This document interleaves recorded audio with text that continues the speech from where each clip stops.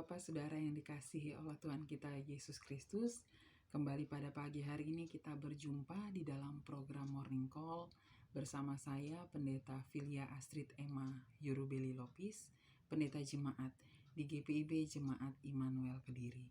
Sebelum kita membaca dan merenungkan sabda kebenaran firman Tuhan, mari kita bersatu di dalam doa. Kita berdoa.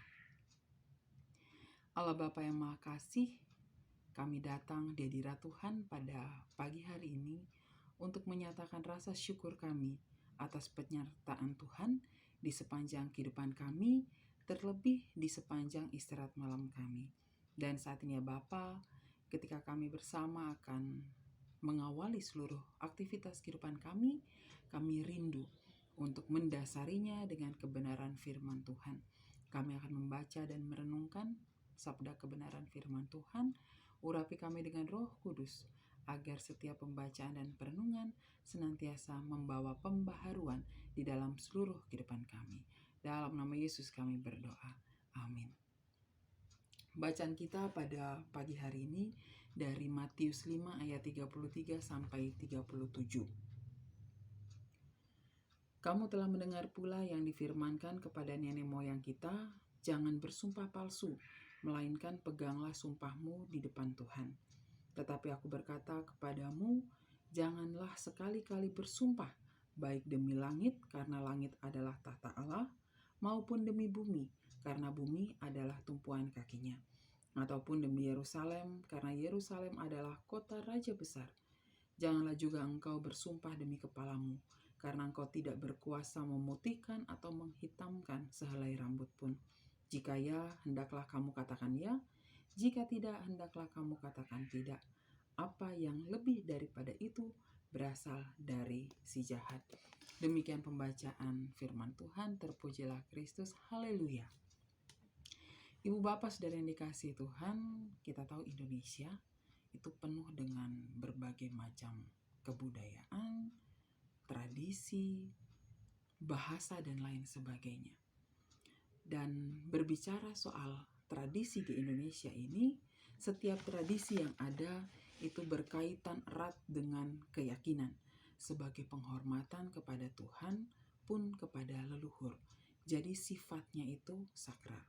Karena sifatnya sakral, maka pelaksanaannya juga terikat. Ada aturan-aturan yang mengikat dan tidak bisa dilakukan secara sembarangan. Bacaan kita menyinggung soal sumpah dan janji yang pada dasarnya itu adalah sesuatu yang sakral, jadi tidak bisa diperlakukan sembarangan. Secara tersirat dalam bacaan kita, Yesus sampaikan dalam khotbahnya tentang sakralnya sumpah atau janji ini. Pertama-tama pada ayat 33, di situ Yesus mengingatkan tentang hukum yang tertulis di dalam kitab Taurat, supaya jangan bersumpah palsu, supaya memegang sumpah di depan Tuhan. Tetapi perhatikan di ayat yang ke-34, di situ ada kata tetapi yang menunjukkan sedikit pertentangan dengan apa yang tertulis pada ayat yang ke-33. Jadi secara umum ayat 34 sampai 37 ini memberi penekanan bahwa lebih baik mengatakan kebenaran, menyatakan kebenaran. Tidak perlu sedikit-sedikit bersumpah atau berjanji, apalagi dengan menggunakan nama Tuhan, karena kesakralan tadi. Sumpah atau janji diucapkan itu hanya pada momen-momen tertentu saja. Contoh, di dalam perkawinan kudus, ada janji yang diucap oleh kedua belah mempelai. Atau di dalam persidangan, memang ada sumpah yang diucapkan oleh saksi karena perkataannya akan berdampak pada kehidupan orang lain. Ibu bapak saudara yang dikasihi oleh Tuhan kita Yesus Kristus, firman Allah saat ini mengingatkan kita semua akan sakralnya sebuah sumpah dan janji, karena tidak dipungkiri juga zaman sekarang orang mudah sekali mengucapkan kata sumpah dan janji pada hal-hal yang sepele. Contoh, mau ketemuan. Lalu untuk meyakinkan bahwa pasti datang, apa yang dikatakan?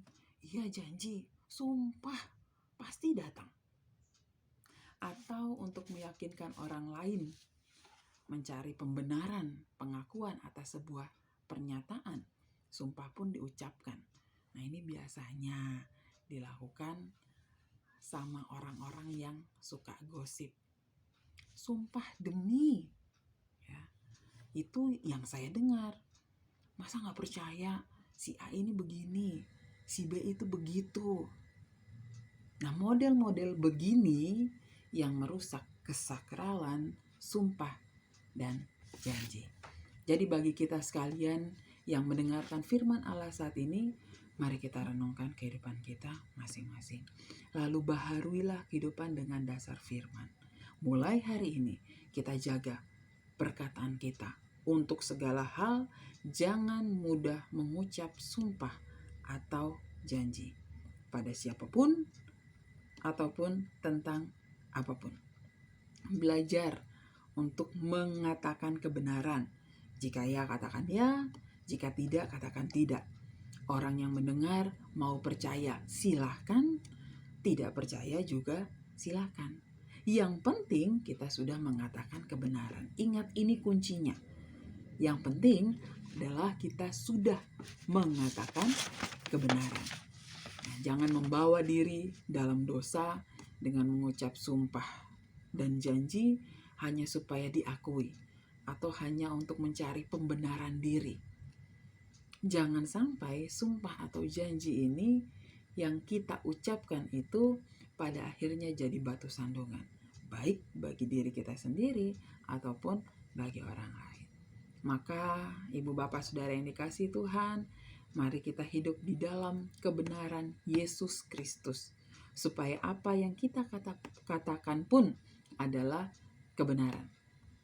Biarlah firman Allah saat ini, perkataan Yesus dalam khotbahnya ini semakin memperbaharui kehidupan kita, memperbaharui hati dan pikiran kita, sehingga hanya kebenaran ilahi yang berkuasa atas diri. Dan itu terpancar dalam perkataan yang memberkati sesama dan perkataan yang memuliakan nama Tuhan. Amin. Ibu bapak yang dikasihi Tuhan, mari kembali kita bersatu di dalam doa. Kita berdoa. Allah Bapa yang Maha Kasih, terima kasih untuk sapaan kebenaran firman Tuhan pada kehidupan kami di pagi ini. Kami memohon ya Bapa, Roh Kudus Tuhan yang akan selalu hadir dan mendorong kami untuk melakukan setiap sabda kebenaran firman Tuhan yang sudah kami dengarkan. Saat ini kami menyerahkan seluruh aktivitas kehidupan kami, menyerahkan aktivitas kehidupan orang-orang yang kami kasihi, memohon bimbingan dan penyertaan Tuhan selalu ada di dalamnya. Kami serahkan akan kehidupan persekutuan kami dalam lingkup jemaat-jemaat pun dalam lingkup sinodal. Tuhan Yesus yang selalu hadir mengokohkan seluruh persekutuan kami, sehingga persekutuan kami juga senantiasa memuliakan nama Tuhan. Terima kasih ya Bapak, terima kasih. Inilah doa syukur kami pada pagi hari ini. Dalam nama Yesus kami berdoa. Amin. Ibu Bapak saudara yang dikasihi Tuhan, kita telah membaca dan merenungkan sabda kebenaran firman Tuhan, dan mari kita nyatakan kebenaran firman Allah ini di dalam kehidupan hari lepas hari. Tuhan Yesus pasti memampukan kita menjadi pelaku firman dimanapun kita berada untuk hormat dan kemuliaan namanya. Selamat menjalani hari dan selamat menjadi pelaku firman Tuhan. Shalom.